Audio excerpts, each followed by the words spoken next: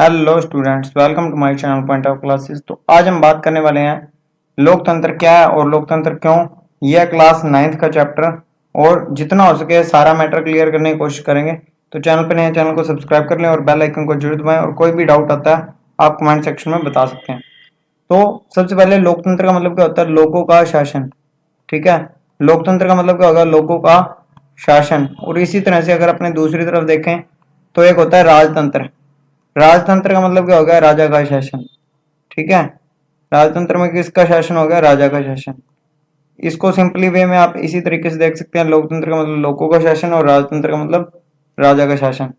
अब जैसे अपने थोड़ा सा नीचे की तरफ देखते हैं तो वहां पे अपने को यहाँ पे कई जैसे देशों के बारे में, उनकी पद्धति के बारे में पता लगा है कि लोकतंत्र के अंदर क्या होता है। एक तो लोकतांत्रिक सरकारें होती हैं, एक गैर लोकतांत्रिक होती हैं।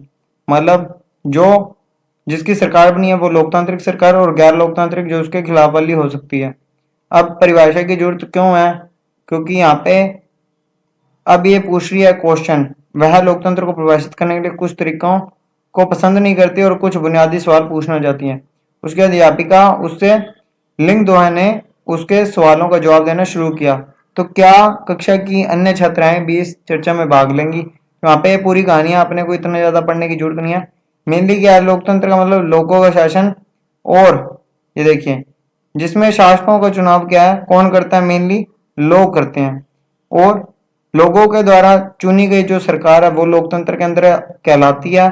इसका मेनली मीन्स यही है कि लोगों की जितनी भी इच्छाएं हैं वो सारी क्या है? पूरी हो रही हैं, और लोगों का जो भी काम करने का तरीका वो उनके हिसाब से ही चलता है। इसको हम क्या कहते हैं? डेमोक्रेसी। जिसके बीच में क्या है? ये लोगों के द्वारा ही खड़ी की गई है। अब आती है लोकतंत्र की क्या विशेषताएं होती हैं। तो कुछ पॉइंट है कि इस परिभाषा के अनुसार शासक कौन है। शासक मतलब जो व्यक्ति चुना जाता है लोगों के द्वारा, कोई भी अधिकारी हो सकता है। दूसरा पॉइंट, किस चुनाव को लोकतांत्रिक चुनाव कहते हैं और लोकतांत्रिक कहने की जरूरत क्यों है? इनकी शर्तें को पूरा कैसे किया जाना चाहिए? मतलब कि नियम होने चाहिए। मेनली है नियम होने चाहिए। कौन लोग शासकों को चुनाव करते हैं? तो हम लोग, जितने भी सारे प्रत्येक नागरिक हैं वो सारे क्या है? चुनते हैं। कैसे? वोट देके। चुनाव कैसे करते हैं? वोट देके। तो ये होती है मेनली चीज। उसके बाद में जैसे और पॉइंट देखें तो सरकार के किस स्वरूप को लोकतांत्रिक कहेंगे? लोकतांत्रिक में क्या है? लोगों के द्वारा चुने गए शासक हैं, और वही शासक क्या है? लोगों की जितनी भी मांगे होंगी उसको पूरा करने का काम करेंगे। प्रमुख फैसले निर्वाचित नेताओं के हाथ में। अब जो भी काम है वो अपनों ने किसके हाथ में सौंप दिया? उन निर्वाचित नेताओं के हाथ में सौंप दिया, चाहे वो कोई भी काम करें। यहाँ पे देखो, जब तक बात पार्टी की सदस्यता का फॉर्म भर के उसकी सदस्यता नहीं बनोगी अंदर नहीं आ सकती। तो अब ये कुछ यहाँ पे ये डेमोक्रेसी दिखाई नहीं देती है, जबकि इसको क्या तोल रखा है यहाँ पे। ठीक है, अब जैसे और देखेंगे तो जनमत संग्रह का मतलब यही होता है कि अपने क्या वोटिंग कराने के बाद वहां पे किसका स्थापना कर रहे हैं, किसकी स्थापना करना चाहते हैं? हम लोकतंत्र की स्थापना करना चाहते हैं।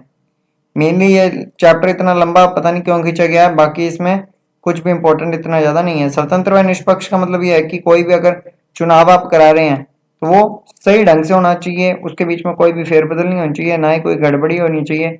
गड़बड़ी को ध्यान में रखते हुए, या कोई भी जो मशीनें हैं उसकी गड़बड़ नहीं होनी चाहिए, मशीनों के अंदर क्या दबाया गया बटन और क्या आ रहा है वो सब चीजें देखने वाली होनी चाहिए, ताकि आप सही ढंग से निर्णय ले सकें। उसके बाद में जैसे हम नीचे की तरफ देखते हैं तो यहाँ पे ये चीन की जो संसद है उसके बारे में यहाँ पे बताया गया है कि चीन की संसद राष्ट्रीय जन संसद है, और वहां पे चुनाव लड़ने से पहले उम्मीदवारों की चीनी कम्युनिस्ट पार्टी से मंजूरी लेनी पड़ती है।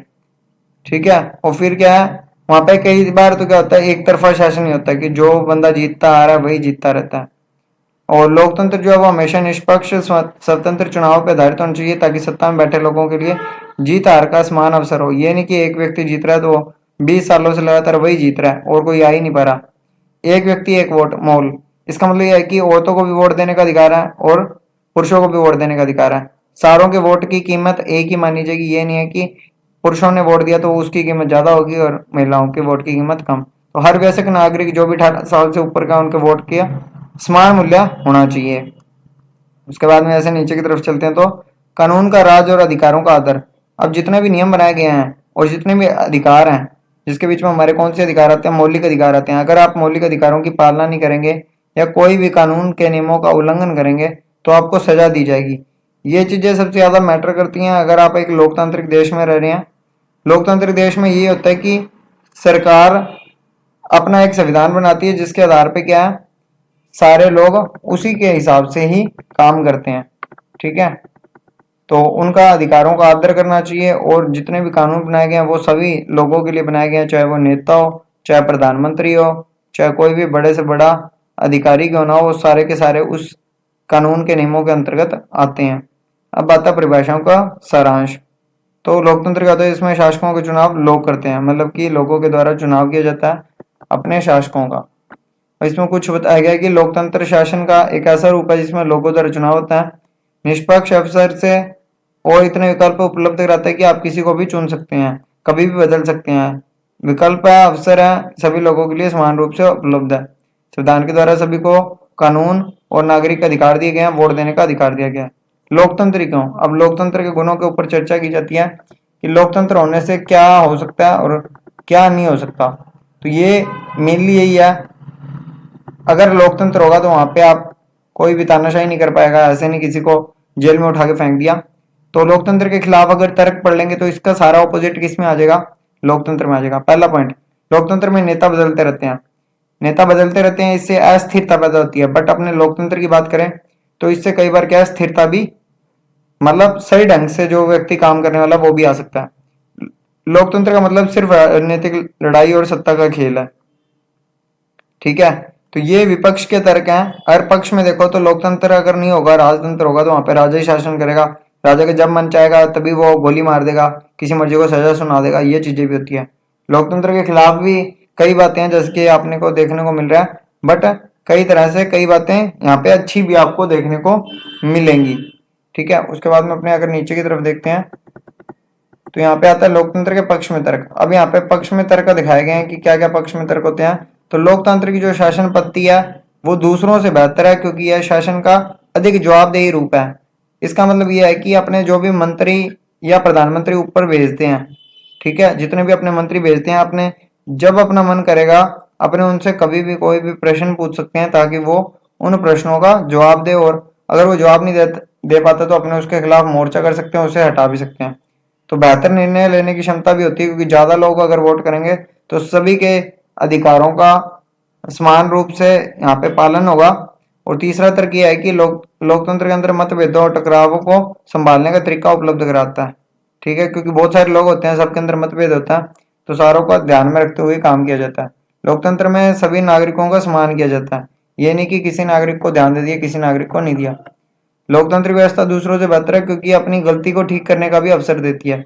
मान लो किसी नेता ने कोई गलत निर्णय लिया तो बाद में उसको सही करने का निर्णय भी देती है। तो वहां पे लोकतंत्र का बेहतर अर्थ लोकतंत्र के बारे में बताएगा, कोई ज्यादा इंपॉर्टेंट वाली बात नहीं है। इसके बाद में आते हैं क्वेश्चन आंसर पे, और क्वेश्चन आंसर करने हैं तो कमेंट सेक्शन में बता देना, आपको सारे क्लियर करवा दिए जाएंगे। तो thanks for watching my video.